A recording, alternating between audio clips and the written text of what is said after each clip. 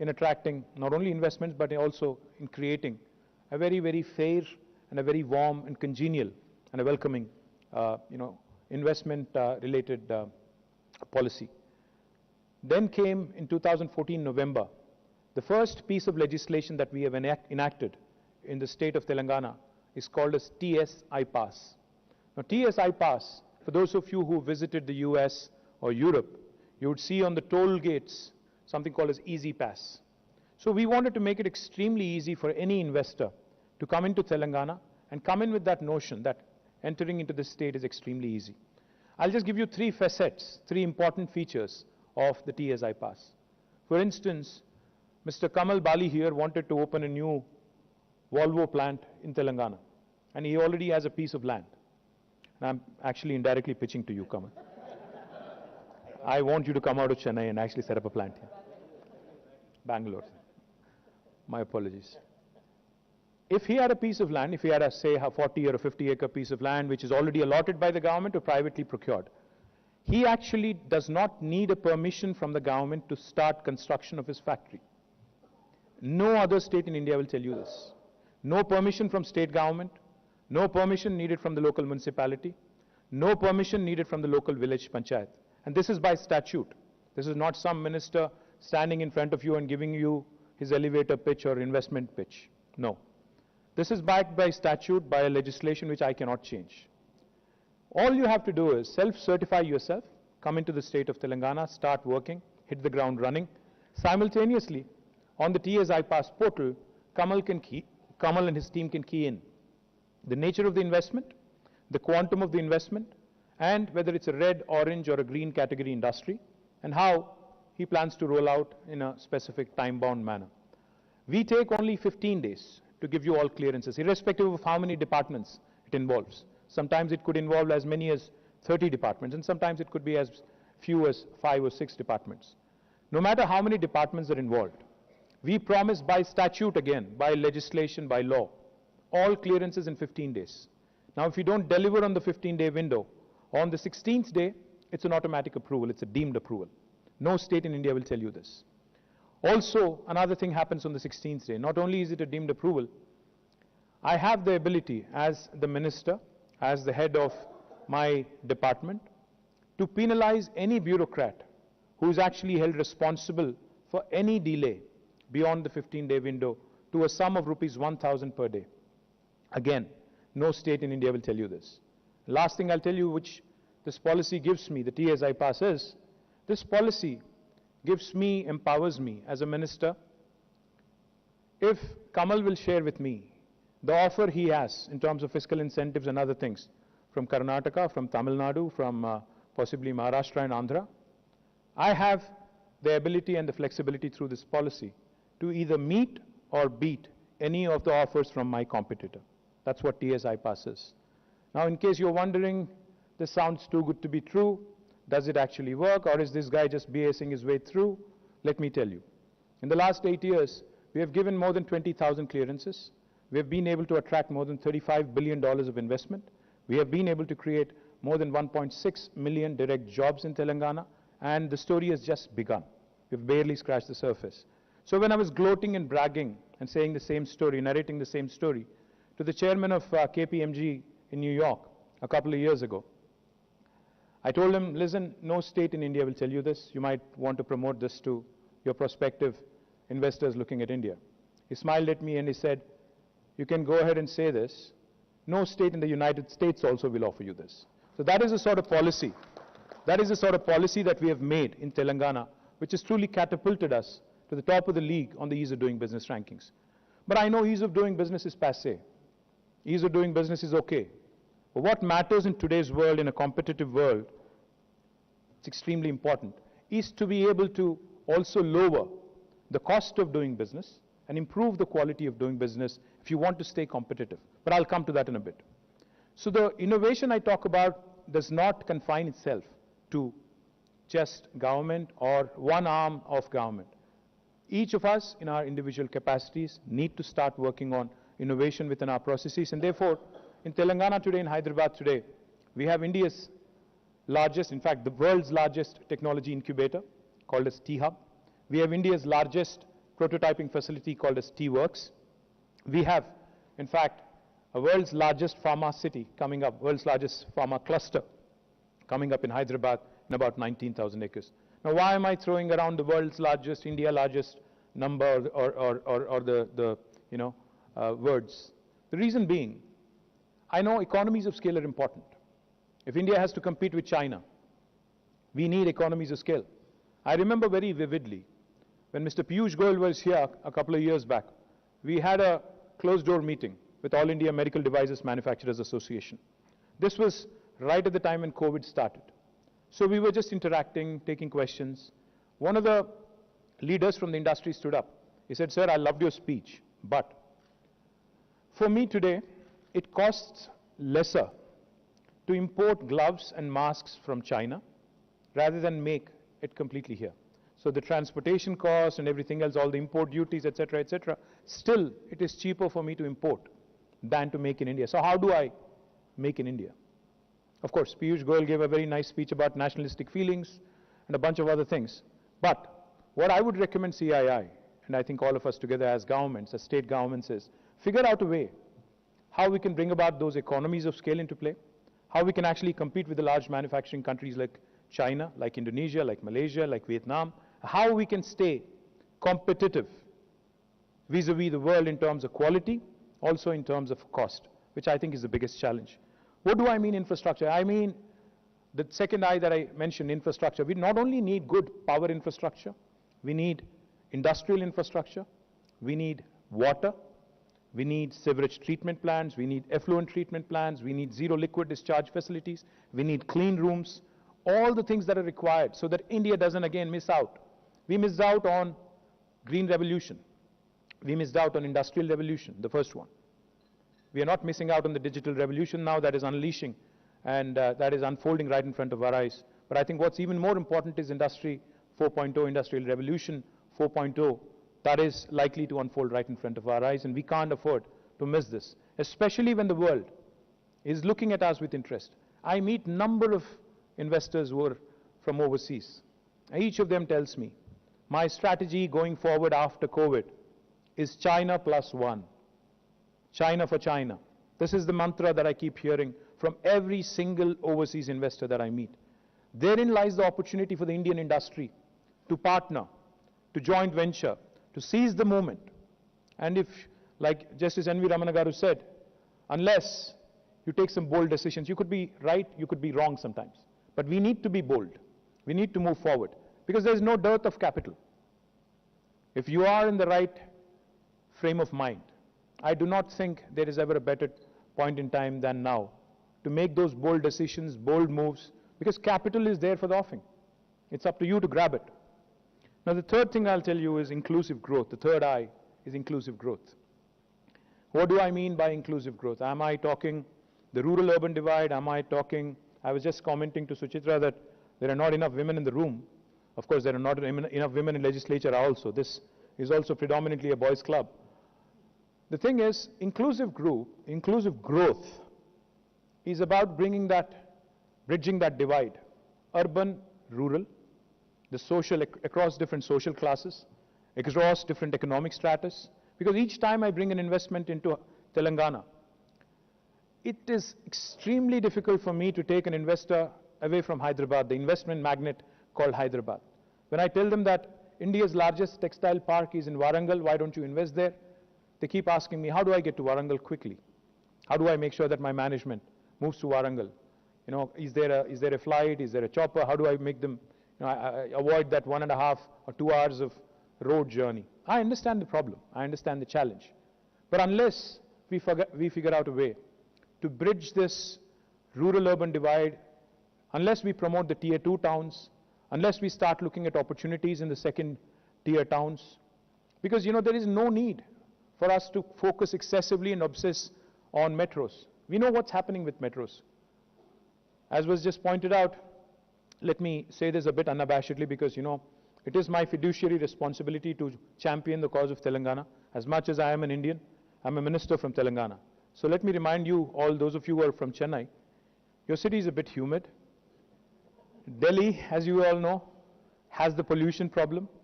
Bangalore, as we all know, it's very, very difficult to move. You know, it takes 3 hours from the airport to anywhere in Bangalore. So, what does that leave us with? Bombay is too expensive. Kolkata, I wouldn't think of. Ahmedabad has its own challenges. Let me not get into it. So that leaves us with, I think, one very prominent city which, where you're sitting right now, Hyderabad. And as you navigate from the city airport into the city, you would have realized that the infrastructure is much superior, far better. The quality of air you can breathe in Hyderabad. It's not a gas chamber yet. The greenery that you see, in fact, we've just bagged the World's Green City Award as recently as a couple of weeks ago, beating Montreal, Paris, Bogota, beating Bangalore and all the Indian cities fair and square. In terms of quality of living, we rank second to none. Last 5 years in a row, Mercer has rated us as a city with the best quality among Indian cities, 5 years in a row, 2015 onwards till 2020. The quality of living is higher, the cost of living is lower. We are as good and better in terms of resources, in terms of human and other resources. And like I said, the government is extremely progressive, and we are focused on building scale. We are focused on building infrastructure, ensuring that you not only survive but thrive in this brilliant city of ours. Now, the subject that was given to me is not just to promote Telangana, but also talk about the economic agenda for the state. Let me just give you 2 statistics, because you're all business leaders, you're all people of numbers. Ultimately, what matters is bottom line, I understand. So let me just give you a couple of numbers. When the state of Telangana was formed, our per capita income was 1,24,000 rupees. In 7 years, flat, Telangana's per capita income is the highest in the country today at 2,78,000 rupees. It's a phenomenal rise of almost 130%. And this is the highest in the country. The national average is still 1,49,000 rupees. We're almost double the national average. The gross state domestic product of Telangana was 5,06,000 crores in 2014. As of March 31st last year, it has risen to 11.55 lakh crores. Again, a phenomenal 128% increase. Now this will tell you, and if you just compare notes and if you just think about it for a minute, if only the rest of the country had performed as well as Telangana in the last 7 years, we would have been a 4.6 trillion economy, not a 3.1 trillion economy. Just giving you numbers. Let me also add a couple more things to what I just said. How did Telangana fare in the last 8 years? Today, Telangana is home to 1/3 of global vaccine production, human vaccine production, thanks to Suchitra, thanks to Mahima Datla, thanks to Biological Advance, Bharat Biotech, Indian Immunologicals, and of course Shanta Biotech, all these companies, Sanofi, all of them together manufacture 9 billion doses of vaccines from Hyderabad alone. And with the recent expansion plans announced, by next year, it will be 14 billion doses manufactured out of Hyderabad alone, making it 50% of the global vaccine production, which is a phenomenal feat. Thanks to my predecessors who have built Genome Valley, who have done an exceedingly good job in building Genome Valley, it has become now one of the most important life sciences clusters in the world, not in India, not in Asia. And we are truly proud of what it is. But now the challenge is taking it forward. So as part of that process to consolidate our strengths in life sciences spectrum, we have created India's largest medtech park at Sultanpur in Patancheru. And I'm happy that it has taken off really well. More than 50 companies have set shop there. And in fact, Asia's largest stent manufacturing facility is a company from Gujarat called SMT, Sahajanand Medical Technologies, has set up shop there, and they have set up Asia's largest stent manufacturing facility with state-of-the-art, world-class clean rooms and everything else. Also, consolidating strength in life sciences, now we are aiming to create the world's largest pharma cluster in Hyderabad Pharma City. It's on the last leg, and I'm hoping to break ground very, very soon. We have gotten all the environmental clearances, so there's no challenges whatsoever. Last few cases that remain in the court is what is holding us back, or else it would have been up and running already. Life sciences, as important a sector as it is, especially post-COVID, we know the importance of healthcare, life sciences, etc. Other fields where we excel is information technology. In fact, for those of you who are from Bangalore, I'm not sure where they are. I'm glad you made it on time. Bangalore is by far, way ahead of us in terms of overall numbers. But we are the Pepsi of the beverages market. We are number 2, we're second only to Bangalore. So we have more fire in the belly. The government in Bangalore has lost the fire in the belly, they gave up. Bangalore grows because industry there is in an inertia mode. You know, you are happy there, so you just want to grow right next door. Otherwise, there's no real reason for you to be there, honestly speaking. But let me tell you how we are different. In Hyderabad, the government is driving innovation. In Hyderabad, the government is actually playing the role of an enabler. We are continuously working on infrastructure. My predecessors have done it, and I'm continuing that good work forward. We are driving innovation by way of creating institutions like T-Hub, like V-Hub, Women Entrepreneurs Hub, like TSIC, the Telangana State Innovation Cell, like TASK, the Telangana Academy for Skills and Knowledge, like RICH, the Research and Innovation Center for Hyderabad. All of these entities have been created by government to spur innovation, to create these institutions which will eventually become the bedrocks for future startups, for future growth opportunities. Because today's startup is tomorrow's MNC. Today's startup is tomorrow's grown-up. So therefore, as I was pointing out, government is actually driving the infrastructure growth here. What happened as a result in 8 years? The most valuable technology companies in the world, I'll just give you some marquee names. Amazon's world's largest campus is not in Seattle. It is actually in Hyderabad. It's a 3.1 million square foot campus, and it is right here in the city of Hyderabad. It has been inaugurated in 2018. It started in 2014. We gave all permissions flat in 11 days to Amazon's world's largest campus. Google, Microsoft, Meta, Uber, Salesforce, Apple, Micron, Qualcomm, the list goes on, Novartis, all of their second largest campuses in the world, Medtronic, are here in the city of Hyderabad, and all of them have come in the last 7 years. This is a testament to the progressive governance at play. This is the testament, this is a proof of what a government with single-minded focus can achieve. I can go on, talk a bit more about technology, but one number that will stand out. The IT exports from Telangana in 2014 were 57,000 crores of rupees. As of March this year, they stand at a 248% increase, 1,83,000 crores, a whopping increase of 248%. That shows you how quickly Hyderabad has been growing. And for the first time in the history of this country, we have beaten Bangalore 4 quarters in a row in terms of office space absorption, which is typically a barometer for the kind of growth the industry and the city is experiencing. And it's also, of course, a challenge for me as urban development minister, because you know, the more quickly you grow, the more quickly you run into infrastructure challenges. Let me also quickly add a couple of other sectors. Aerospace and defense, another very, very important sector where India has a huge opportunity.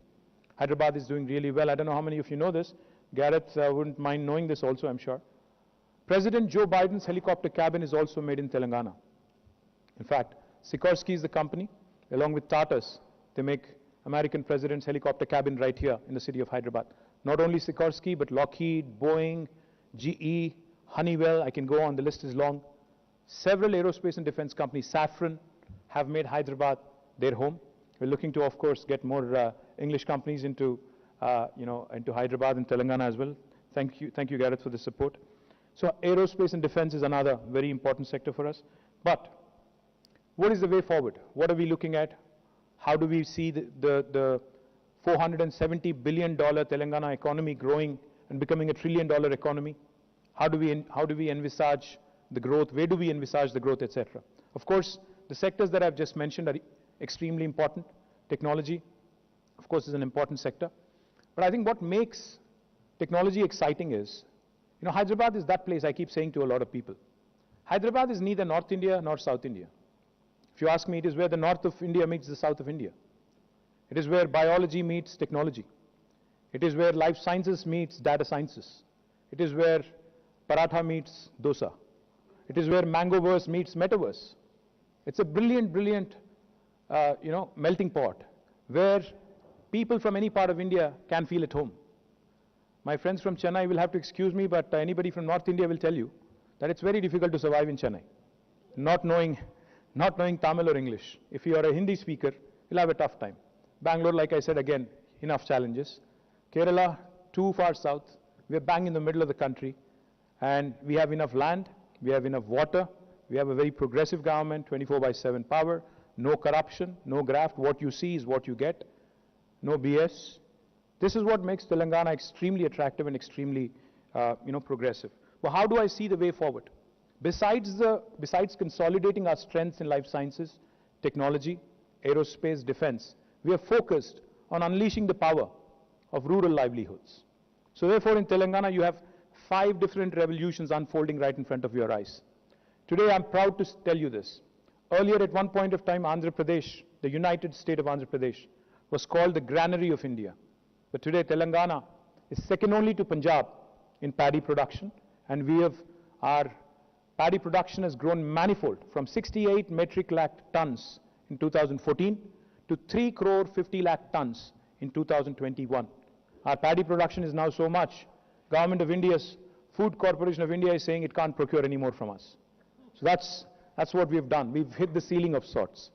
So the green revolution is unfolding in Telangana. It is shaping up rather well because of our Honorable Chief Minister's focus on expeditious completion of irrigation projects.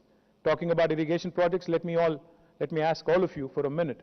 I know you're all addicted to your mobile phones and social media. If you can kindly pull out, some of you at least, your mobile phone, and please pull out Google for a minute, if you can. Just pull out Google. Please don't check your emails and WhatsApp messages. The question is, where is the world's largest lift irrigation project? You have to Google. I don't want Anil Epur telling me what the answer is. I want Google telling me what the answer is. Yeah. Yes, ma'am. It is Kaleshwaram lift irrigation in Telangana. We lift water from 82 meters above sea level, bring it all the way to 618 meters above sea level.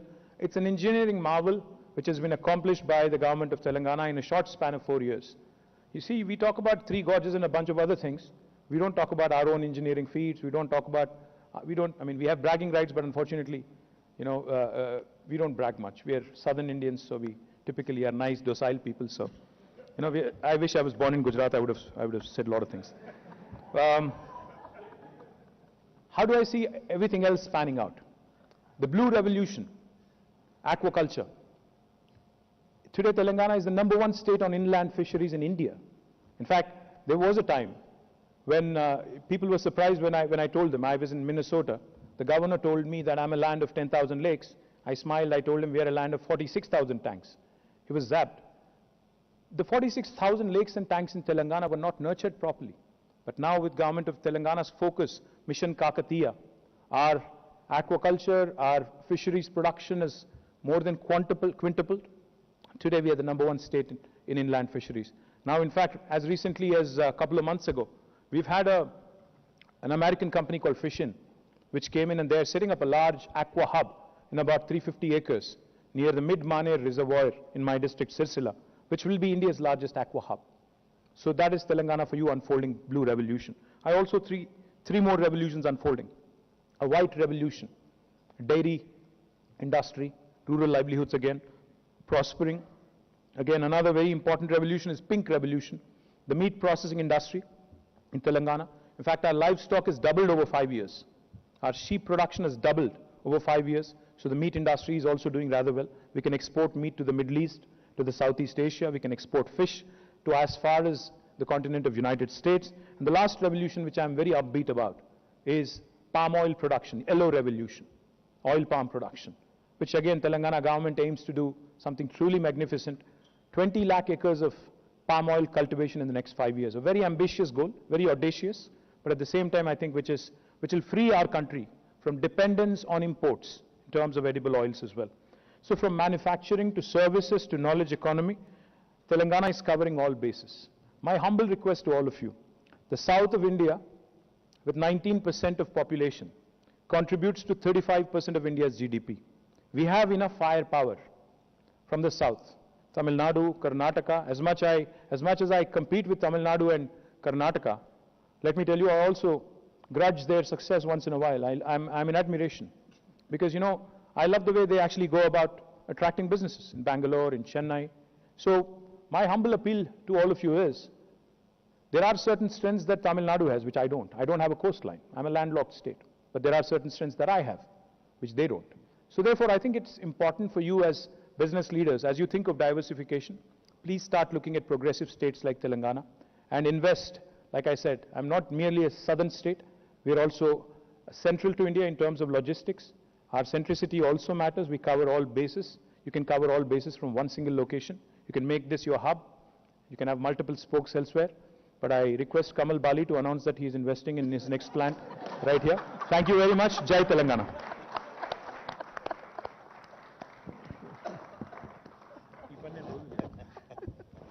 Thank you, sir. Thanks for staying on. Why don't you move? Thank you.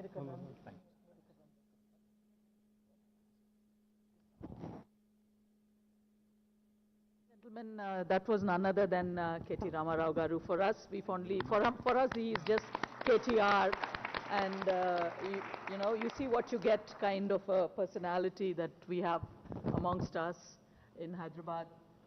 Extremely glad that he could be here with us this afternoon to share his thoughts, his vision, and the vibrancy that he always brings to all of our interactions with CII. He's never a... You have to make me honorary members. Yes, yes, I was going to just say that, I don't know how many programs we have had not having him on board with us, and that's KTR Garu for us. We thank you, sir. We can't thank you enough. And also, once again, thanking both of them being here, listening to each other's perspectives and comments and inputs. It was, I think it was just it was a cake, and we also had the icing on the cake. I don't think anyone would disagree with me on that. With that note, I thank you both very much once again for your presence and honoring us with your presence today. Thank you, Shikha. Thank you. Thank you. Take a photo.